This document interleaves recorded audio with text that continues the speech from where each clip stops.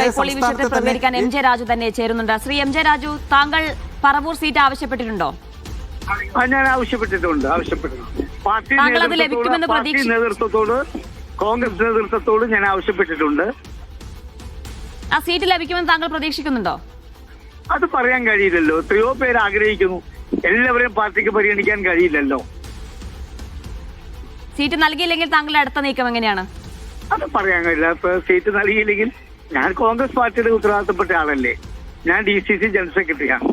Party seat തന്നില്ലെങ്കിൽ അപ്പോ ആലോചിച്ചാൽ മറുപടി പറയാം. അത്രയേ ഉള്ളൂ.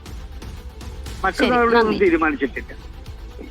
ഓക്കെ, നന്ദി ശ്രീ എം ജെ രാജു പ്രതികരിച്ചത്. ഏതായാലും എന്തായിരിക്കും മറ്റു തീരുമാനങ്ങളെന്ന് അദ്ദേഹം ഇപ്പോൾ പറയുന്നില്ല. അത് തീരുമാനിച്ചിട്ടില്ല എന്നാണ് അദ്ദേഹം പറഞ്ഞത്. വീണ്ടും ഷുക്കൂറിലേക്ക് പോവുകയാണ്. ഷുക്കൂർ, ഏതായാലും അദ്ദേഹത്തിന് ഒരുപാട് പേരുടെ പിന്തുണ ഉണ്ട് എന്നാണ് മനസ്സിലാക്കുന്നത്. അങ്ങനെയാണെങ്കിൽ ഷുക്കൂർ നേരത്തെ സൂചിപ്പിച്ചതുപോലെ തന്നെ ഈ സീറ്റ് ലഭിക്കില്ല എന്നുള്ള കാര്യം ഉറപ്പാണ്. ഏതെങ്കിലും രീതിയിൽ നേതൃത്വത്തിനോട് തർക്കിച്ച് പുറത്തുപോയി സ്വതന്ത്രനായി മത്സരിക്കുക, അതായിരിക്കും അദ്ദേഹത്തിന്റെ ലക്ഷ്യം.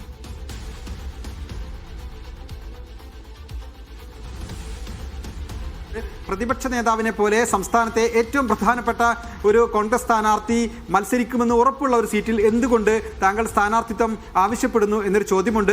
അതുകൊണ്ട് തന്നെ അദ്ദേഹത്തിന്റെ നിവേദനം തന്നെ കോൺഗ്രസിനോടുള്ള ഒരു കലഹമാണ്.